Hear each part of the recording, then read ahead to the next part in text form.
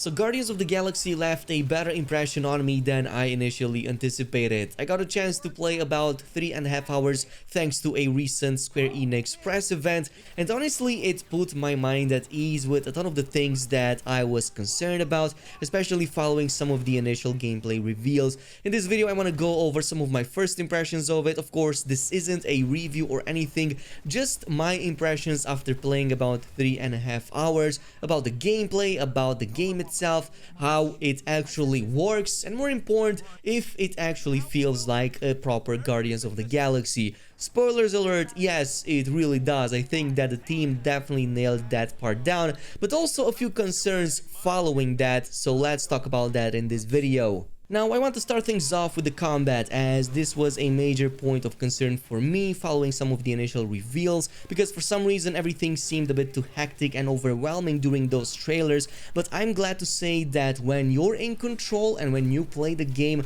that is not really the case, at least not after getting adjusted to it for a little bit, because the combat feels very fun, it feels very nimble, and most important, it feels very impactful. Most of your decisions will carry a lot of weight throughout these combat moments, and you will definitely enjoy that team combat, because that's the majority of the focus of the combat in Guardians of the Galaxy. It's not really on one character, but the entire team and how you make use of everybody's abilities. This doesn't mean that Peter Quill, which is essentially the only character you get to control fully throughout the game, doesn't have other types of abilities to also use. So I will go over these briefly, but he has access to a number of normal and special attacks. So his normal attacks are obviously going to use his blasters, which are great from range and also in between some of the bigger cooldowns that you can use throughout the combat. But he also has access to melee attacks that I noticed to be super powerful once I have frozen an enemy. Like,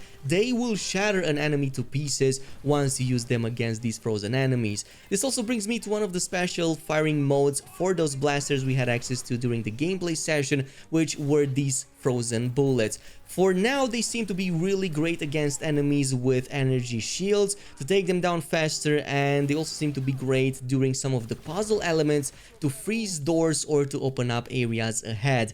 Other than that, Peter seemed to have 4 other main abilities that you will be able to unlock throughout the game as you play and unlock new perk points.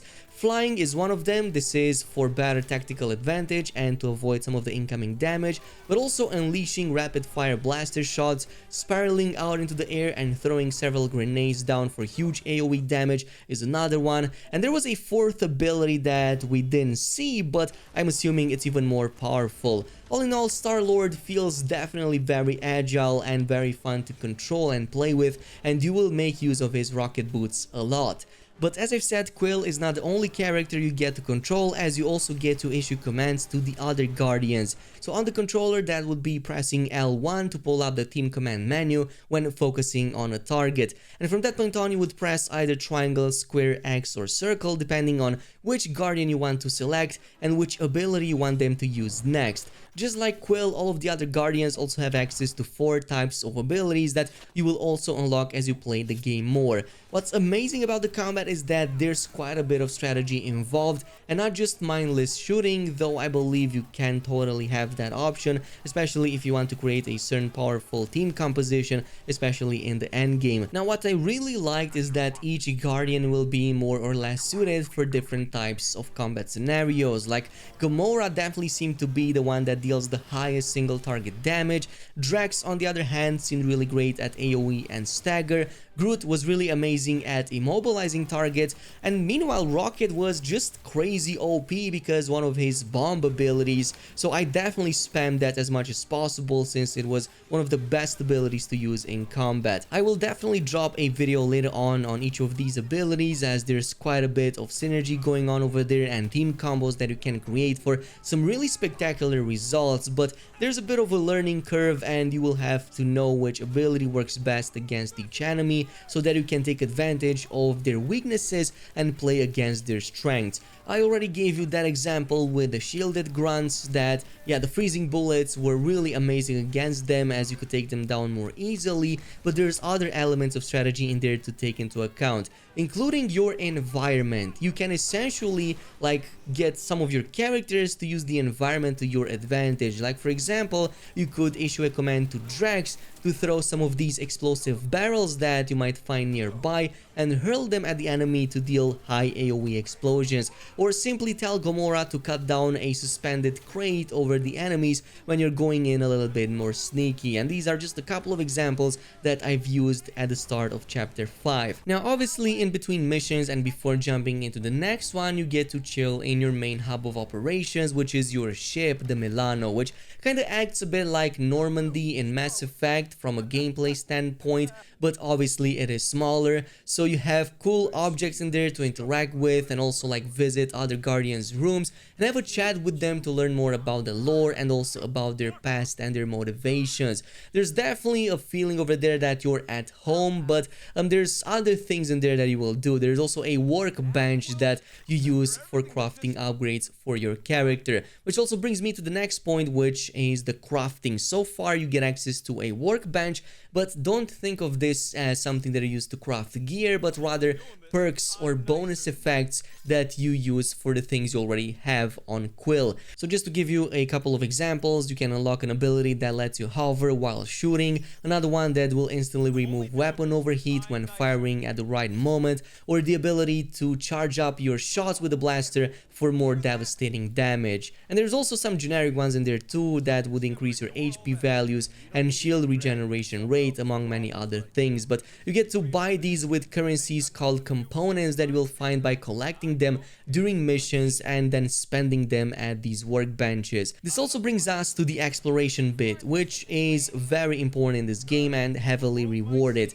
There's plenty of additional interactions, items and secrets if you just go off the beaten path. One of the most important are gonna be the outfits. Each Guardian of the Galaxy has about a dozen or so outfit slots you can unlock as you play the game, so there's quite a high selection over here as well. During my play session I was able to find a couple of Nova Corps outfits, one for Drax and another one later in the same chapter for Groot, but I needed to solve a puzzle and open up a locked secret room to find them in the first place, and these are just a couple of examples that I've noticed. But moving on to the story, obviously this wouldn't be Guardians of the Galaxy without a good story, and I'm glad to say that the game definitely nails the feeling of Guardians of the Galaxy. Like there's a lot of banter and a lot of jokes between the characters, but not too obnoxious to not leave room for more serious moments. Like there were drama moments even in the chapter that we had access to.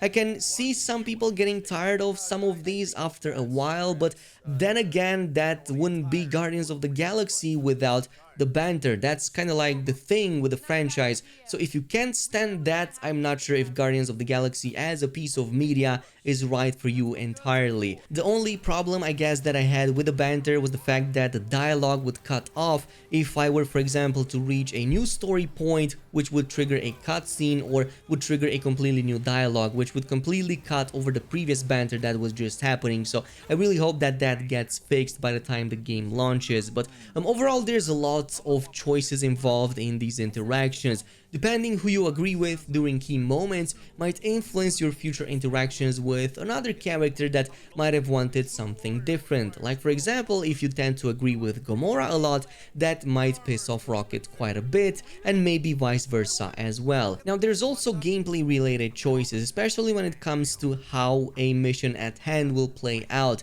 Just to give you an example without spoiling anything, during a chapter that we got to play during the play session, I got to choose between either contacting a nearby Nova Corps team or to completely remain silent. In my first playthrough, I tried to contact the team, which eventually reached me, but they immediately became hostile and tried to take me down. I then replayed the same part again a second time, and this time around I remained silent, which not only made it possible for me to completely avoid that fight, but also get the element of surprise for the next encounter, which meant I had a much greater advantage in the combat ahead. Overall, really solid impressions at first, though as I've said, this isn't a review by any means, and I still want to see a lot more before my final impressions on it. So there's gonna be a review on the channel once that is possible, and of course, if you want to stay up to date with anything Guardians of the Galaxy related, definitely make sure you hit that like button, subscribe, and activate that notification bell, and I'll see you guys in a bit.